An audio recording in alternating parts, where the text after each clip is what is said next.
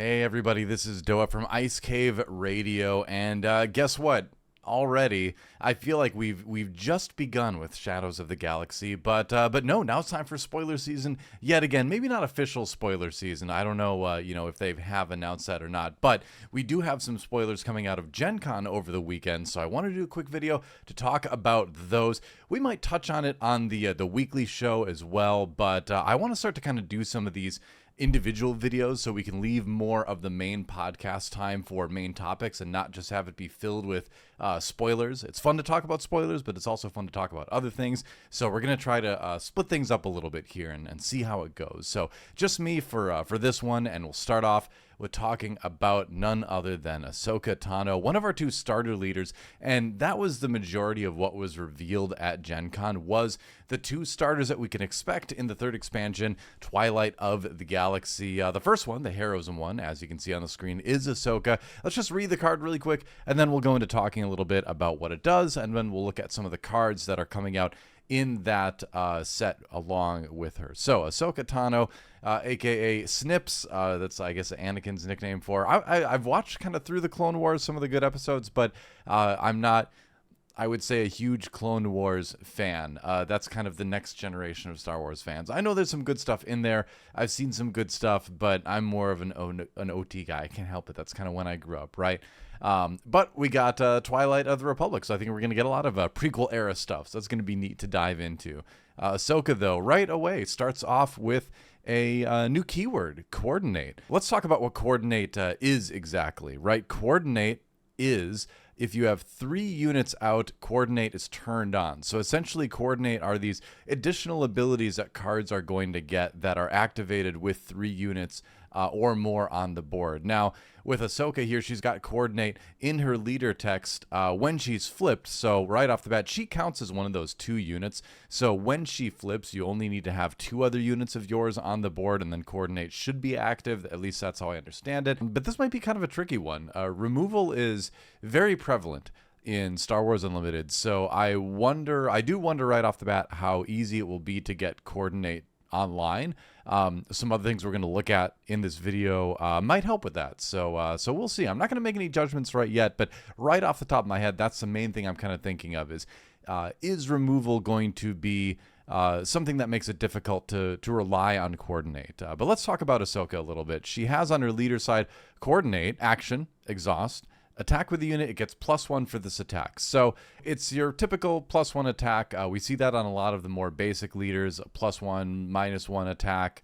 It's very simple, but that's good because this is in a product that's meant to be an introduction to the game for people. So while it's not maybe the most exciting ability for me or maybe for other hardcore players out there, I think it's really good to have heroes like this, or leaders like this rather, in the starter cards. I think that's a good decision. So hers basically has you jump through the hurdle of having 3 units on the board to turn this on. Then when you get to attack, you get to attack with +1, which is very strong. +1, as we know, gets you over a lot of health breakpoints in the early game in Star Wars Unlimited, so it can be a pretty potent ability. So that's what she's got on the leader side. On her flip side, coordinate, this unit gets +2, +0. So you can flip her on 5 resources. She just is 5/6 then. 5/6 if she has coordinate. Again, she will count for one of your units when she flips. So on that flip turn, you have a little bit less of a burden of having 3 out. You only need 2. Again, from the hardcore competitive player side, not terribly exciting, but a nice, simple mechanic for newer players to kind of latch onto. So I don't think there's anything wrong with that. So she's aggression and heroism. That's the other thing we probably need to talk about, is the aspects that are included in here. And that also has to do with the starter cards. We do have Captain Rex in command, so I think we can make a pretty good guess that it's going to be aggression command as her 2 aspects in that deck. Let's read these cards and then kind of digest what we've got here. So Captain Rex is kind of an exciting one. He's 6 for a 4/4, which understated, not super great. Great keywords in Republic Clone and Trooper. That Trooper especially is a very useful one that covers a lot of different unit interactions. But the big thing is that when played, create 2 clone trooper tokens, and we'll take a look at those tokens in a little bit, but basically they're 2/2s.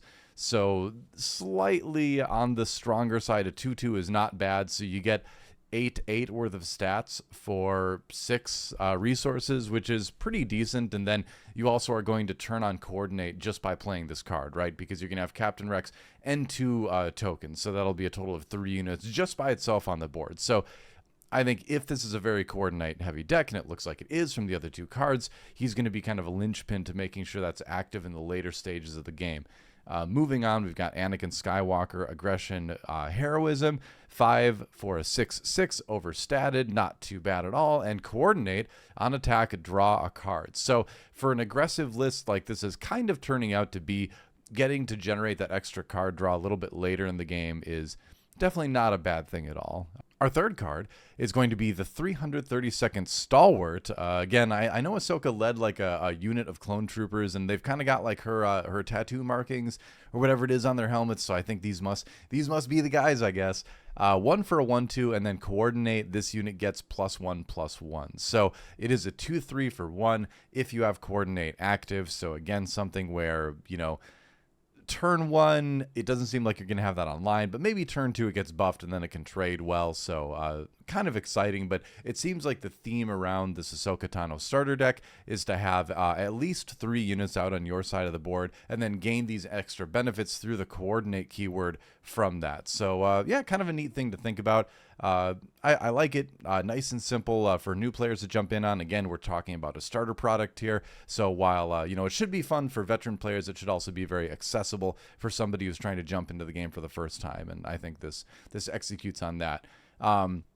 That said, the Coordinate ability, I think, also is interesting to think about from the competitive standpoint, in that when we look at other cards coming from the set down the line, I really wonder, you know, what cards we're going to get out there to support this. It makes me think about in deck building. How am I going to want to build a deck that maintains 3 units out on the board at all times? How do I preserve my units, keep them safe? That's going to be an interesting thing to think about as well. But yeah, just a little taste of the Ahsoka Tano starter deck there. Let's move on to the villainy leader.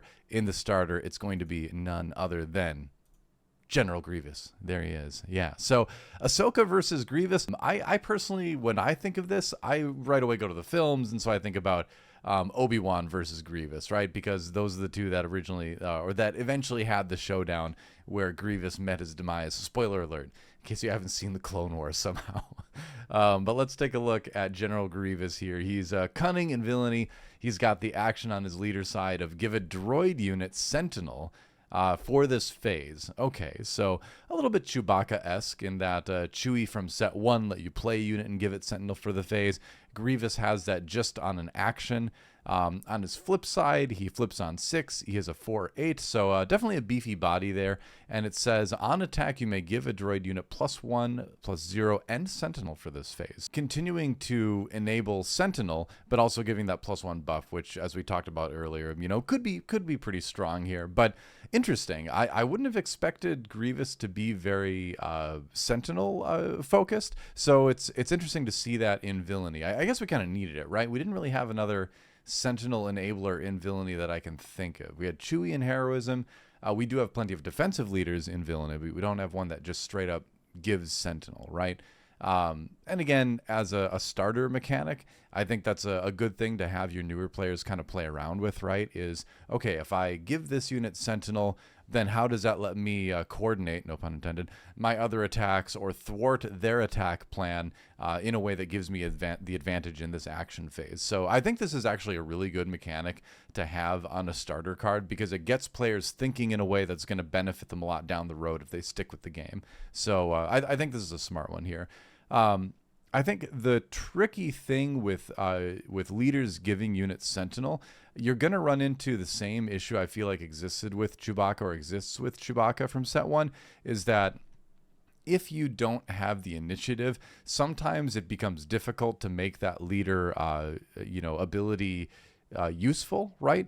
Because if you're playing against something aggressive, by the time it gets to you, have you given something Sentinel in time to protect either the unit you want to protect or protect your base, right?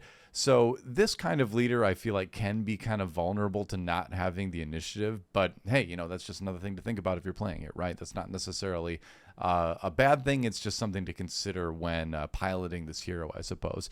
But it is a vulnerability I feel is there that's worth noted. But like I said, I like that we see this in villainy now. I think the stats are good on Grievous. I like that the little +1 is thrown in there. But most of all, I like that this gets new players thinking about the ordering of things much more by the way that putting Sentinel on a unit affects your opponent's plan and your plan. So I think it's just a very elegant way of introducing newer players to the deeper thinking around the game. So I like that. Let's take a look at the starter cards that have been revealed here. We've got 3 of them. Command is also the secondary aspect, apparently, in this one, because we've got General's Guardian as a 4 for a 4/4. Good stats there. When this unit is attacked, create a battle droid token. And so here we have another token. Here we have clone tokens and battle droid tokens. We'll take a look at those in a moment.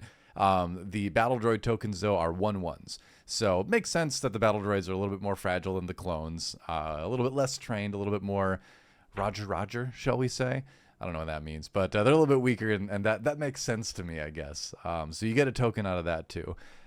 Looking at the Separatist Commando, the second starter card that was revealed, 2 for a 2/3. While you control another Separatist unit, this unit gains Raid 2. So kind of a scary card, actually. If you play this on turn 1, turn 2, you play another Separatist unit.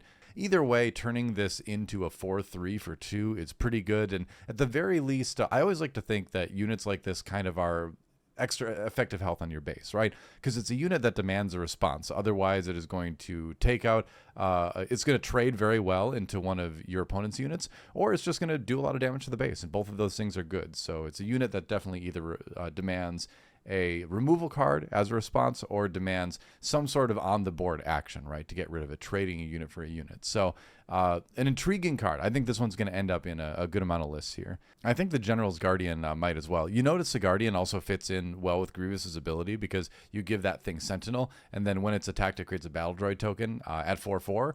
You might be making a couple tokens out of this. You might get 2. You might get 3 if you're really lucky. So, yeah, kind of interesting synergy with the Grievous leader there, too.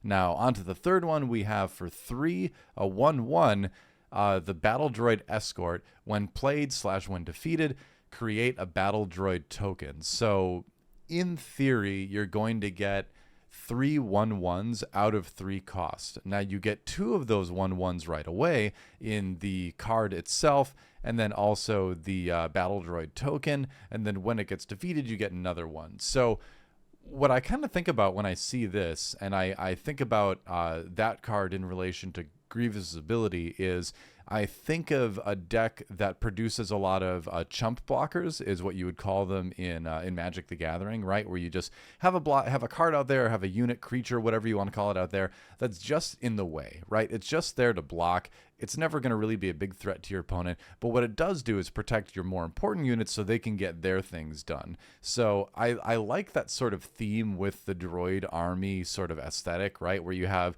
the basic battle droids on the front lines, right? They are the chaff. They are the ones getting torn apart in order for the better, more well-engineered battle droids, the higher tier models, to get the damage done. So I think it's a cool synergy. Grievous, with this sort of element being presented, and his ability seems like an interesting deck to play. So out of the 2 starter leaders, as a more veteran player, I'm definitely leaning Grievous.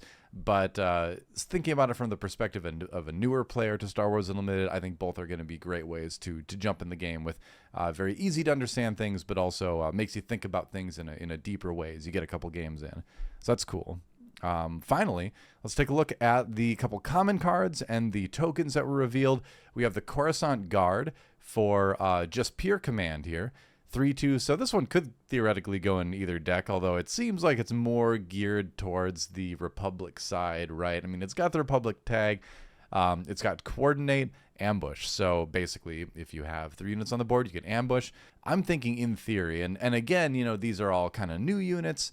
We're still kind of figuring this out as we go along, so don't take everything I say in this video for gospel truth. I'm making some educated guesses with this too, and my educated guess with Coruscant Guard is that if you already have 2 units out and you play the Coruscant Guard, you'll be able to get Ambush online because you will then have 3 units out on the board, right? Moving on, this is very exciting. Hailfire tank, 8 for a 7/6. It's huge, but get this, we have another new keyword. We saw this keyword sort of teased on the Asajj Ventress, I think it was, card in the GenCon promos that had exploit and then a number. And we finally learn what exploit means from this card. I'll just read it off the card. While playing this card, defeat up to 2 units you control. This card costs 2 resources less for each unit defeated this way. So it stands to reason that exploit and then a number means you can destroy or defeat rather up to that many of your own units to give that much of a discount to this unit. So, you know, say you have a couple battle droid tokens out there, you defeat 2 of them, you subtract 4 from the cost of this Hailfire tank, suddenly you're playing a 7/6 for 4 resources, which seems pretty good. You know, again, it just is kind of a vanilla unit at that point, no abilities beyond the discount, but hey, I mean, 4 for a 7/6. Let's go back for just a second here, right? If you play the battle droid escort, right, on 3, you play that, you do that, you go into turn number 4 then, right? Resource turn number 4 with 2 of those tokens still alive, or maybe the card and 1 of the tokens. Suddenly, you defeat those 2 tokens, and on 4 resource turn, you're playing a 7/6. So this adds a very interesting element into the game in that exploit will make very good use of the battle droid tokens specifically, but it's also a good way to sort of recycle maybe some of your weaker units that are still out there from earlier turns. So I'm very interested to see what other cards come out that have this keyword, because it could lead to some very crazy stuff. All I gotta say is I'm glad Crate Dragon doesn't have exploit. I'm just gonna throw that out there. On the right side of the screen, we have our 2 tokens. As you can see, Battle Droid 1/1, Separatist Droid Trooper, and then Clone Trooper 2/2, Republic Clone Trooper. So what's notable about these tokens, because these are the first token units we've seen in the game. We've seen other tokens before that act as upgrades in shields and experience, but this is the first token units that we've seen. So we're learning a lot about this right now. Obviously, we see the stats. We see that they have aspect icons. We also see that they have traits, which I think is very interesting, because that means that they're not just kind of generic sort of throw things out there stuff. They actually have traits that let them interact with other cards. So I think that's a very good inclusion, that these tokens are a little bit deeper in terms of execution than your average TCG token. So that's exciting as well. So all in all, pretty cool stuff coming out of the starters for Twilight of the Republic. A couple cards to look at. Those are just my initial thoughts on those. Leave your initial thoughts in the YouTube comments there. And of course, make sure you're jumping in our Discord as well. We'll put a link to that in the video below as well. And I think I got to say it. Please like and subscribe, because, you know, it helps us. We love doing this stuff, but the more support we get, the more we can do. So we appreciate that as well. Anyway, yeah, stay tuned for the big episode coming out later. In the meantime, enjoy this little preview of the 3rd set of Star Wars Unlimited. Pretty exciting stuff. See you next time.